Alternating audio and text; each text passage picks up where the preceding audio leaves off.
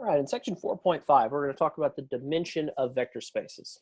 Okay, so we've been talking about vector spaces. We've had a few different ideas. We've looked at a couple different examples, and we've been going through all the properties we had for our spaces and for our systems of equations, and we've been applying them to vector spaces. So we're going to continue doing that same types of concepts here. Okay, so I'm going to have a vector space H. And my vector space H, I am telling you it's a vector space, so you don't have to verify that, is vectors in R3, where the first coordinate is P minus Q, the second is R, and the third is 3R minus 3P. And the conditions on P, Q, and R is simply that they are real numbers. Okay? And so I'm trying to figure out the dimension of H. Okay, so one possibility is certainly 3, and it may turn out to be correct. Okay, but we need to figure out what a basis for H is. Okay, two questions that go hand in hand, right? Because your dimension, remember, is the number of vectors in a basis. So if you can find a basis, you find the dimension. Okay, so depending on what the question's asking for, right? And even if the question's just asking for dimension, you may need to find a basis because it's not easily just written down from the given information. Okay. So let's figure out a basis for H here. So I've got this set up. I've got P, Qs, and Rs. So I've got a P vector.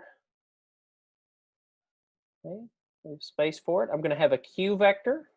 We'll leave a space for it. And I'm going to have an R vector. And we'll leave space for it. And so as I look at my setup here, I've got one copy of P, no copies of P in the second spot, and negative 3P here in the third spot. So I'm going to have 1, 0, negative 3. Okay, Q now. So I've got negative 1Q in the first spot, no Q's in the second, and no Q's in the third. Okay, so 0 and 0. And then R, I've got no R's in the first, 1 R in the second, and then 3R in the third. Okay, so these are our possible bases. Now I do have to make sure that they are independent of one another, okay, because that's not a guarantee. So the easiest way, right, to check for independence, go to your matrix, go over to edit, 3 by 3, type in going across. I have got my matrix there, so I'm going to do reduced row echelon form of that matrix. And we see I get all ones, or I get the identity matrix. So I know that those are independent vectors. Okay, so these are all independent. So this would be my basis. These would be my 3 basis vectors. Let's name them B1, B2, and B3. And so we can call my basis B1, B2, B3. So my basis has 3 vectors in it. I've actually written those down here, which means the dimension of my space H is in fact 3. Okay, so it matched up here, and since the dimension of H is 3, I actually know that H is all of R3. I actually get the whole space. Okay, because I have 3 basis vectors, and this are vectors in R3, so it means I have all of the dimensions needed to cover the whole space. Okay. All right, so let's look at another one here. So I'm going to have H. And H on this one is going to be 3A minus 2B, C minus 3A, 2B plus 2C, and negative A plus B. And the conditions are that A, B, and C are real numbers. Okay, as I look at this matrix now, we notice I have 3 conditions, A, B, and C, okay? But I have vectors that are in R4, okay? I have 4 coordinates of each vector, or 4 positions, okay? So consider that, and then let's write down what our possible basis vectors might be. Well, I know I'm going to have one for A. So for A, I've got 3 copies of A, negative 3 in the second spot, nobody in the third spot, and negative 1 in the fourth. I am going to have B. I've got negative 2 first. Again, I'm just writing the coefficients. 0 in the second, 2B in the third, and 1B for the fourth one. And then I've got C, okay, where I'm going to have no C's for the first one. I've got 1 in the second spot, 2 in the third spot, and no C's in the fourth spot. Okay, so these are my 3 candidate vectors. Okay, make sure they are independent. Okay, so take your matrix, right? Okay, we're going to have a 4 by 3. Now, if you do 4 by 3, it's going to give you an error. So I'm going to use 4 by 4 and just make a column of zeros in that third spot. We've got 3, -2, 0. Remember, you've got to have more columns than rows for the calculator to compute the RREF, or the reduced row echelon form. So I'm just using a placeholder column of all zeros just to facilitate the calculator. Okay, and the -1, 1, 0, -1, 1, and 0. Okay. Quit back to the main screen and RREF, and we see I get all ones. Don't worry about my placeholder column here of zeros, all ones. So those vectors are independent. So since they are independent, then the dimension of H is equal to the number of vectors in the basis, which is 3. And these would be my basis. Those would be my 3 basis vectors. Okay, so not too difficult. Okay. Perhaps I just have a list of vectors. Okay, so perhaps H is equal to the span of the following vectors. Now I've got 1, 0, 2, 3, 1, 1, -2, -1, 1, and then 3, sorry, I can't read my own handwriting over there, 5, 2, 2 for the last one. Okay, so these vectors are all in R3. Oh, I forgot to say one thing, right? I only have 3 vectors here, but they are in R4, so this decidedly does not equal R4 because I don't have enough vectors. And it doesn't equal R3 because these vectors are not in R3. They have 4 positions or 4 entries. I forgot to say that. Okay, so I've got my 4 vectors here. All of these vectors are in R3. So at most, I can have 3 basis vectors. Okay, so I need to figure out which ones of these vectors are independent. Okay, so we do that the same way we've been doing it. Use your row operations. Matrix. This one's going to be a 3 by 4 matrix. Okay. Oh, I've got 1, 3, -2, and 5, 0, 1, -1, 2, 2, 1, 1, and 2. Okay. And then we are going to do RREF of this. Okay. As I look at this, we see that the third vector here, the third column, is a linear combination of the first 2. Okay. Notice I don't have a pivot there. My pivots are in the first, second, and fourth columns. Okay. So then my space H here, the dimension of H, is equal to 3. And only, I'm going to label these V1, V2, V3, and V4. Okay. My basis B will be equal to V1, V2, and V4 because V3 was a linear combination of the first 2 vectors. Okay, you can see that if I take one copy here and subtract it, I get -2. 0 minus 1 gets me -1, and 2 minus 1 gets me 1. So V3 is a linear combination of the first 2 vectors, so it cannot be in a basis with V1 and V2. Okay. Now, if you wanted to check and see if there were other bases, you would have to go through and make sure that no set was a linear combination. Okay, there's a possibility that these do make a linear combination. We see the 3 and the 2 go together possibly to make 5. So if we were going to try V2, V3, and V4, we would need to check that very carefully. Okay, and you could do that with a row operation. You're just looking for as many independent vectors as possible, knowing that you can never have more independent vectors than you do entries in those vectors. So you can never have more than 3 if the vectors are in R3, or more than 4 if the vectors are in R4, or 5 or 6, so forth. Okay, well, let's look at another way we could define a vector space. Okay, well, my vector space here is going to have A, B, C, D, so they're vectors inside of R4. But the conditions on this one are that 2A plus 4B minus 3C equals 0. Okay, so as I look at this, this will be a vector space because I could make everybody 0 and be okay. This is just a linear combination. Okay, so I really just have a system of one equation here. Okay, so take this one equation and solve it for one of your variables. Okay, I'm going to solve it for 2A on the left simply because it's on the left. Okay, so I've got 2A is equal to -4B plus 3C. Okay, and then I need to divide it by 2, so I'm going to get A is equal to -2B plus 3/2 c. Now notice in this, since I just have the one equation, b is a free variable, c is a free variable, d is also a free variable. But notice about d that d is not included up here. D has no restrictions. Okay, d could be anything. Okay, so don't remember it's there, but don't worry about it until you need it. So those are my 4 equations.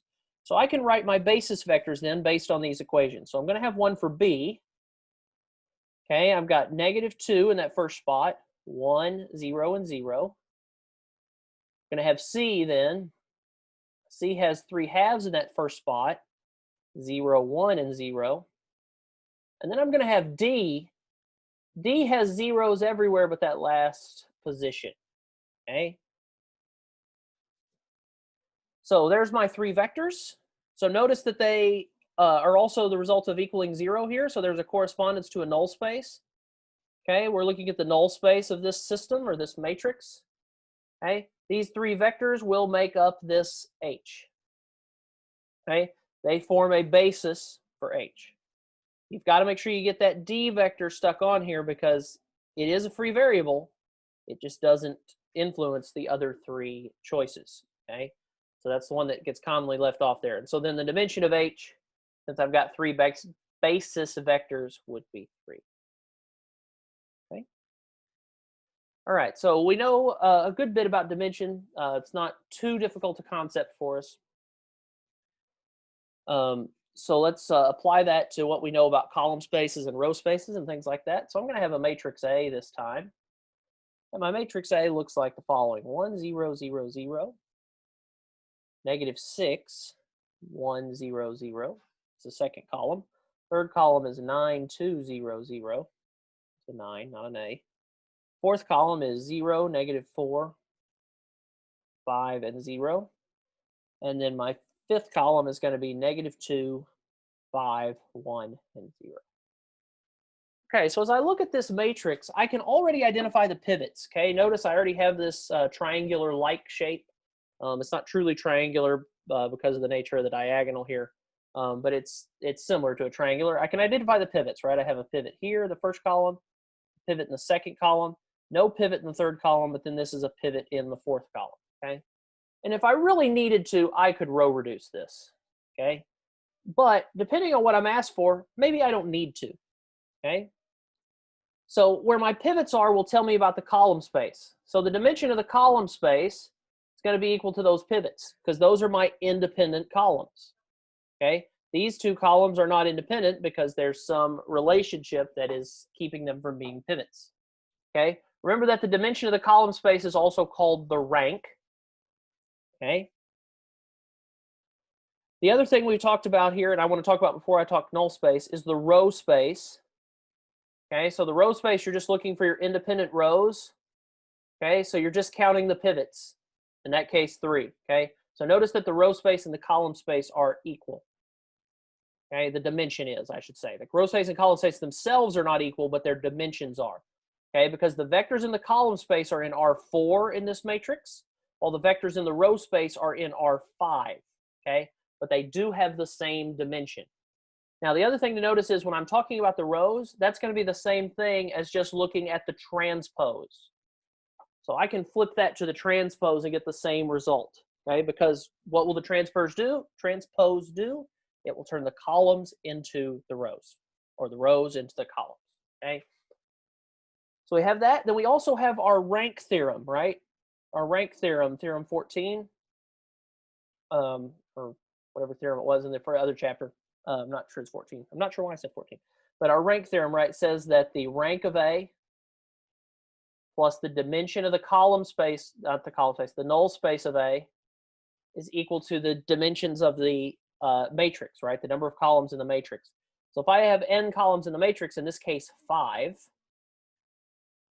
then the dimension of the column space is 3. Then I know that the dimension of the null space is equal to 5 minus 3, which is 2. Okay? We're also going to define a term here, which is the nullity of A. Okay? The nullity is the dimension of the column space, just like rank is the dimension of the, rank is the dimension of the column space, the nullity is the dimension of the null space, okay? So as long as you can identify those pivots, you only have to go far enough to identify the pivots. Okay, now actually here I could write a basis for the column space and the row space. The column space would be these vectors, okay? So my basis for the column space of A would be 1, 0, 0, 0, negative 6, 1, 0, 0, and then 0, negative 4, 5, and 0. Okay, that would be my basis for the column space of A. Okay, so that's the column space. The row space, I would just write these rows going across here. 1, negative 6, 9, 0, 2, 0, 1, 2, 4, 5, and 0, 0, 0, 5, 1. Those would be my basis for my row space. Now my null space, I would have to finish the row reduction here, and I would have to figure out what the relationship is between the free variables and write it down in a method similar to what we've been looking at, okay? All right, so I can use this method then for any matrix. Okay, so let's do one more of this type. I've got 1, 5, 4 going across the top, 0, 1, negative 1, second row, 0, negative 1, 2 on the third row, and 0, 0, 1 on the bottom row. Okay. All right, so I've got 3 pivots here. Okay. Wherever you want to think of these 3 pivots as being, there's definitely a pivot here and a pivot here. Okay. If you do your row operation here, you can actually make the pivot be here and here. But the point is these are all 3 pivot columns in any rate. Okay.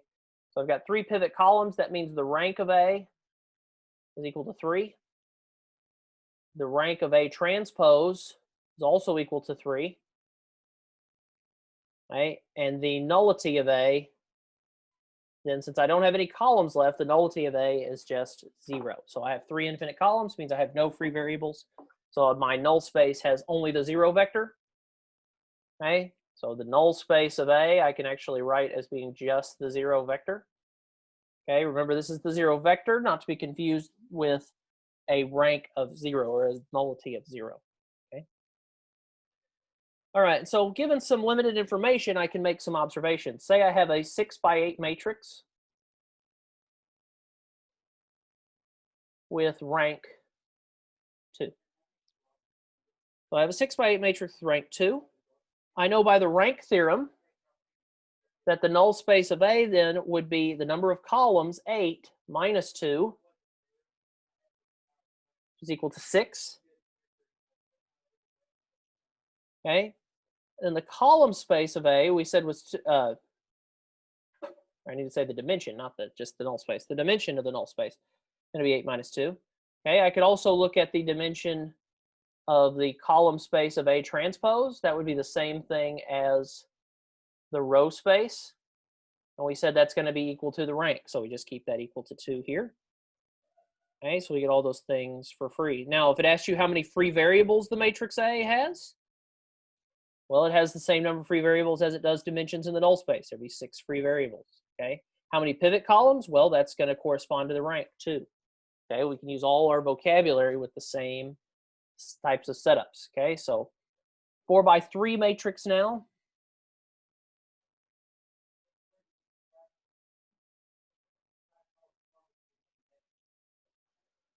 With nullity 2. 4 by 3 matrix with nullity 2.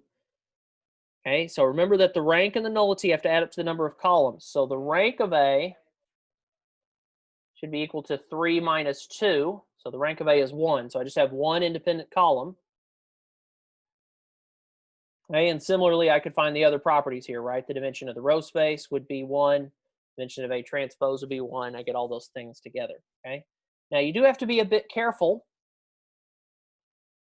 So say I have a 7 by 9 matrix with nullity 1. Well, that would seem to suggest that the rank of A was equal to 9 minus 1, which would be 8. Okay. But the rank of A cannot be 8 because the vectors in A only have 7 rows. Okay. Remember, this is a 7 by 9 matrix, right? I have 7 rows and 9 columns.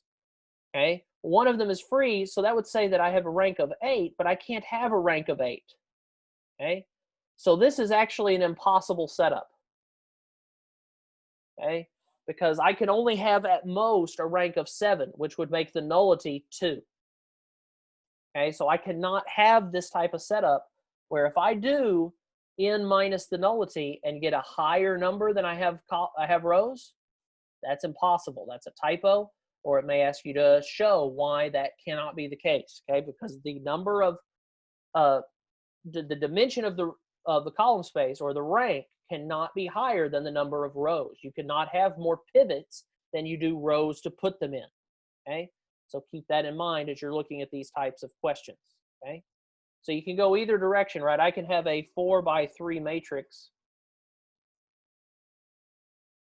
with the rank. Sorry, try that again. The dimension of the column space of A transpose equal to 2. So if the dimension of the column space of A transpose is equal to 2, that would mean that the row space of A is equal to 2, which means that the rank of A is equal to 2, which would mean that the nullity of A would be equal to 3 minus 2. So the nullity would be 1. I have one free variable. I have one dependent vector.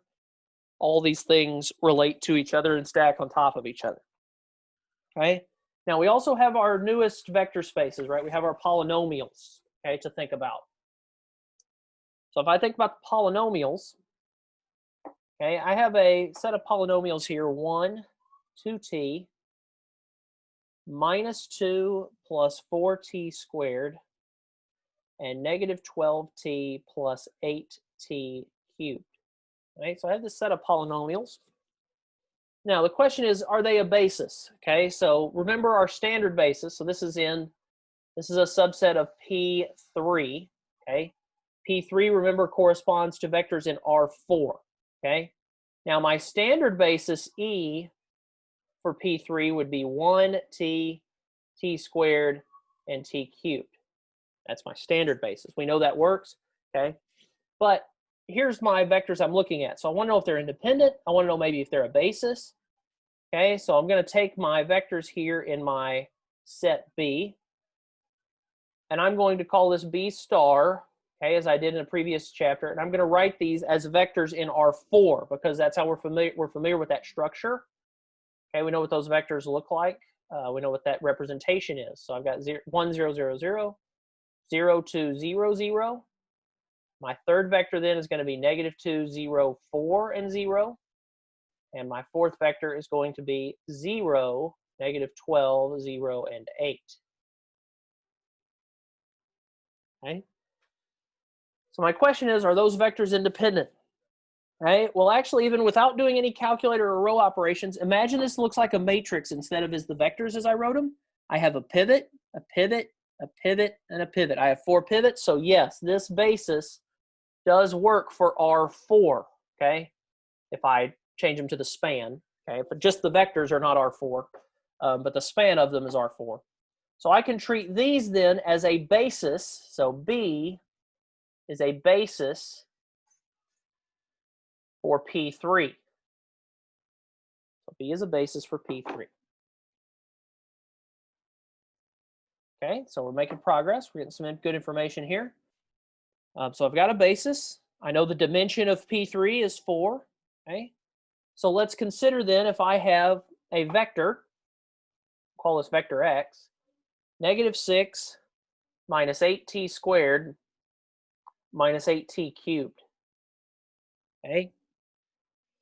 Well, I know what this vector would look like in R4. This would be negative 6, 0, negative 8, and negative 8. Okay. So what I want to know is, what would the coordinate vector of x be with respect to my basis B? Well, with respect to the standard basis, right, it would be negative 6 for the first spot, 0 for the second basis vector, negative 8, negative 8. So this representation, right, corresponds with the standard basis. We talked about that setup, okay? So I can take that matrix then, okay, my 4 by 5 matrix possibility here. Okay, so I'm going to have a 4 by 5 matrix. 1, 0, -2, 0, and then I'm going to put -6 in that fifth spot because it's augmented. And then second row, 0, 2, 0, -12, and 0 in that fifth spot. And 0, 0, 4, 0, -8 in the fifth spot. And then 0, 0, 0, 8, and -8 in the fifth spot. Then I'm going to row reduce that matrix. And I get this representation here. Okay, so this tells me that my coordinate vector is equal to -10, -6, -2, and 1. That's my coordinate vector. Okay, which means if I take my basis vectors that I started with here, so I do -10 times 1 plus -6 times the second basis vector, -2 plus 4t squared, minus plus a -2 times the third basis vector, which is negative. Oh, I got ahead of myself. Sorry about that. Let me just scratch that out. Just rewrite it here. So I've got -10 times 1 because that is my first basis vector. Then I've got -6 times the second basis vector. The second basis vector is 2t. There we go. Then I have -2 times the third basis vector, which is -2 plus 4t squared. And then I'm going to have a -1 times the fourth basis vector, which is going to be -12t plus 8t cubed. Okay, and if you multiply all this out, simplify, do all the distribution, add your like terms, you should get back to your vector x, -6 minus 8t squared minus 8t cubed. Okay, so I can take any basis and use what I know about the real valued spaces, R4, R5, R3, etc., and convert it to those spaces and do all the row operations I would do on those spaces, all the techniques for independence, all the techniques for the rank theorem, so forth, and make those observations. Okay. Now remember, just because you have a set doesn't guarantee it's a basis. You got to make sure it's independent. But you can use the pivot properties. Okay, you can use all those different tools to help you recognize what is and isn't. Okay. So we need one more property here, which says that this is a pretty self-evident property.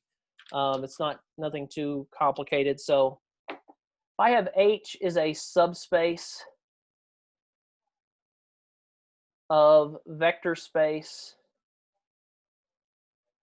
V, and H and V are finite dimensional. Okay, we haven't talked about infinite dimensional vector spaces this semester, but that is an idea that exists. Okay, we're just talking about finite dimensional. Okay, then the dimension of H cannot be bigger than the dimension of V. Okay, because it's a subspace. Now it could be the same size, so notice this is less than or equal to. So you have that to go with you as well. Okay, and then remember that your number of basis vectors is equal to your dimension. Okay. So if you have P vectors that are independent, P independent vectors,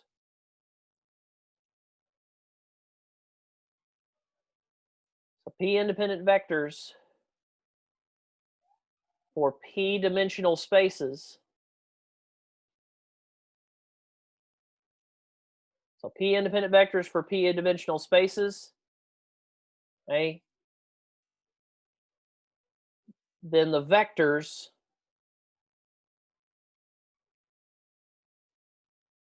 are automatically